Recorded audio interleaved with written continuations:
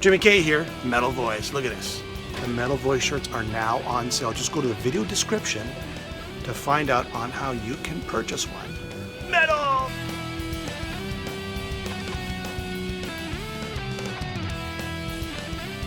Welcome to the Metal Voice. Today on the show. Oh yeah, here we are. The one, the only, Snake from Voivod. What's going on, Snake?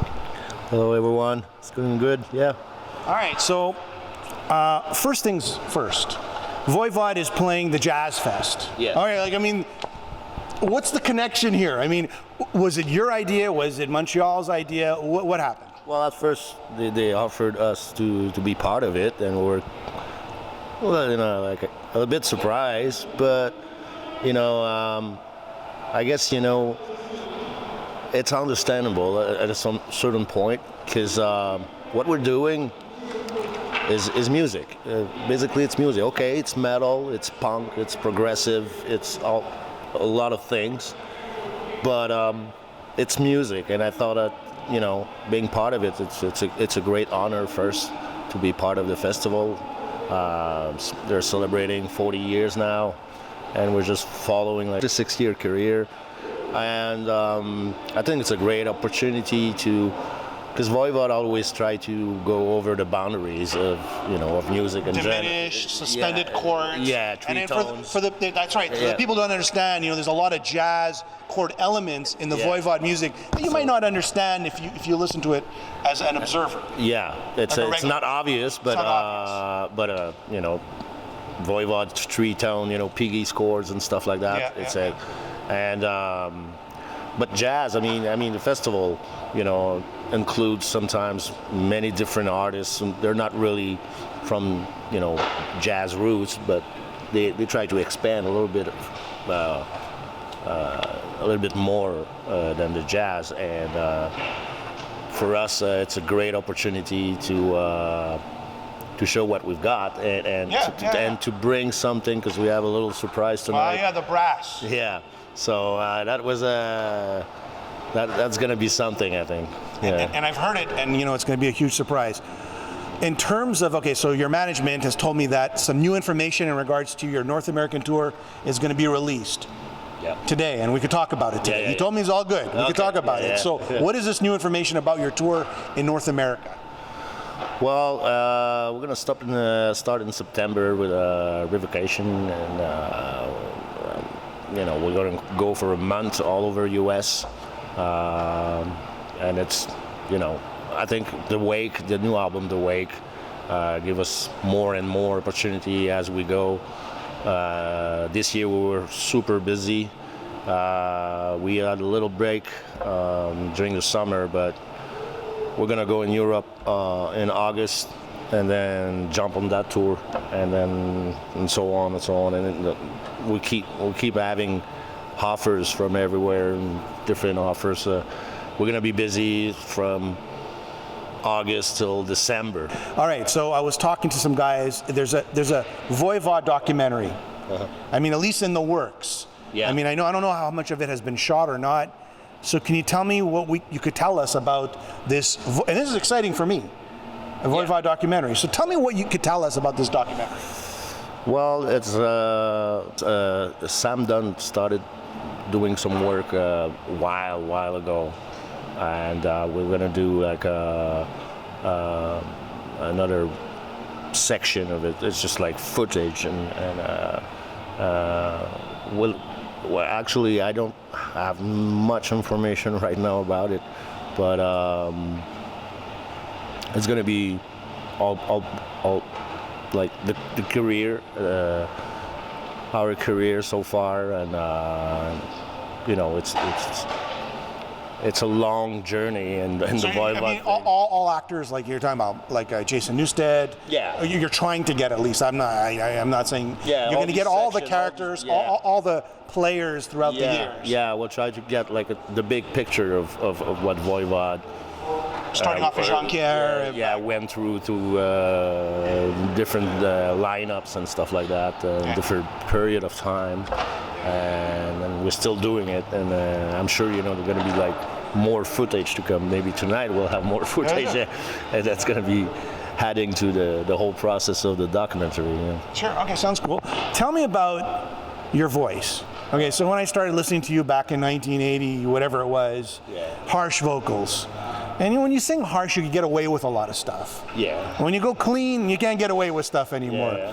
What has it been like from you from moving from harsh to clean vocals over the years? Well, over the years, you start to create your own sound. I think, at the beginning, I was not really able to do anything about hard stuff. And when we started up, like doing more complex structures, especially in killing technology and stuff, I started to kind of like doing melodies more, and I kept doing it. Did you get a vocal coach, or you just did it yourself? No, I think it went naturally because I think the songs created that for me, and naturally. And of course, when we got to Dimension Atras and Nothing Face, then I really started to, be more profound about the voice itself, and now the style is more like a combination of these two, the hard stuff and the smooth stuff and the singing around it and the talking and the murmurs sometimes, and then a big scream, and depends on the mood of the song. That's where I do my lyrics and I do my stuff around the music itself. The music inspired the whole process of writing for me, and so I can like putting like a character to the voice. Which is cool. Yeah. Did you find when you first made that transition, it was kind of difficult, or it was just? No, I don't think it was difficult. I think it was meant to be at a certain point. Some vocalists just do their own thing. I mean, they stay in their niche. They stay in their genre, and because of their trademark or something like that. But we've never done two albums. We never done things twice, So that allows me to explore more, and to not being stuck in a genre, So for me, but I never really forced anything, I just go with the flow. And if the music says, oh, this is a cool part, you can go like smoother, or this is more like punchy, it depends. It's the structure of the sound, the song that gives the whole mood. You're francophone, you're French Canadian, right? Mais vous êtes capable d'écrire en anglais aussi. Oui. Right. So, like, it blows my mind. You're from the north of Quebec. You're not even from Montreal, and I'm assuming like you had a little contact with English when growing up, right? Yeah. How did you start writing English? And not only did you write English, but you wrote it well. Like, your lyrics are well written. I had a coach at a certain point for a few albums, but I'll let myself go. And it's just sometimes I write stuff that doesn't make any sense, and then I go through with sometimes the other boys and try to fit with the music and the sound. For me, it's a combination. Okay, what that means, that's fine, but it has to sound well. The words and the singing are an instrument by itself. Do you write in French and then translate to English? No. I write by the sound. Okay. All right. If it's something would be more efficient depending of the note and depending on because every word has music in it. Yeah, absolutely. Every word has. If I say sound, it's like now, it's a sure. round. Yeah. It's. But you still have to have some sort of grasp of the language, though, because your lyrics aren't just like "baby, baby, I love you, baby," right? No. It's more complicated than that, right? Yeah, it's the whole kind of subject, really. From environmental issues to political, kind of like messed up, and try to combine some of the reality that we live in the world that is kind of like growing but too fast, and it's destroying itself but at the same time, and it's like there's many sources of, I guess what I'm trying to say, I commend you on having it as a second language English and yet writing such complicated and interesting lyrics. That's what I'm trying to say to you. Yeah, that's what I'm trying to say. But then again, it's all about the music, what the music inspired me, you know, because I close my eyes and when I hear what we're playing, it's like, okay, this could be like an adventure, or this could be like a war, or this could be like a fight, or this could be like a, you know, like a dream sort of things, and then I start. It's almost like creating a movie in my head, you know, and then I start writing after that, you know, when I got the picture. I got it. So which leads up to like the new album. Well, not yet, but working on the new album. So I know you guys are working on. What stage are you at now in terms of a follow-up to The Wake? Very beginning. I think we just slightly put stuff together while we were on tour lately, and but never got back to it because we were so busy. And we're in a really, really early stage, so I cannot really say anything. Have you written demos? No, it's basically stuff that sometimes when we tour, we take the back lounge of the tour bus and we put a laptop there, and then we lay down ideas. What kind of movies going through your head right now? What kind of ideas? Are we talking about World War? What are we talking about? No, the end of the I'm world? not at that stage yet. No, I'm not at that stage yet. Right. Sorry, I cannot tell. Do you think, but in your mind, like it's going to evolve from The Wake, the same, in terms of musical style, right? Yeah. Is it going to be a continuation? I hope so, because The Wake was a good transition from Post-Society to The Wake. There was a transition there. You know, we did the EP Post-Society, and then we wanted to go further on the same direction, but more elaborated, more complex, and more. So it's going to be tough, though. That's right. To do something. You're going to top a Grammy?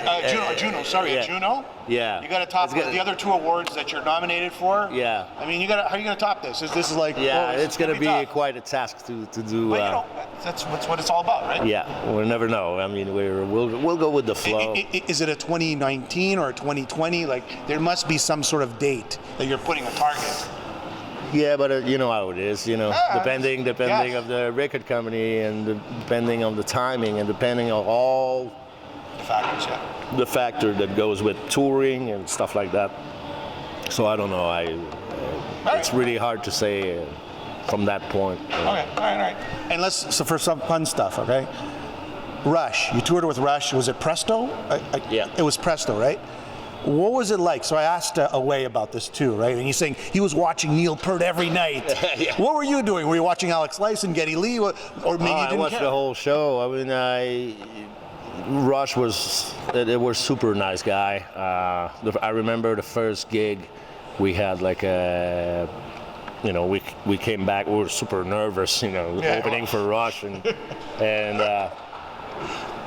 we end up at the backstage in our dressing room the first night, and because we played 4 shows, and the first night the show went well. We get backstage, and there was like a big bottle signed with a guy with flowers and stuff, you know, chocolate and whatever. It was all signed by the guy. It said, "Welcome to the shows," and it was like, my God, they were really gentlemen. Yeah. And we had such a good time. And was there any cool stuff that happened, like one particular event, or? All I have as a souvenir was just like being on stage at the old Forum. Yeah. You know, and that for me that was.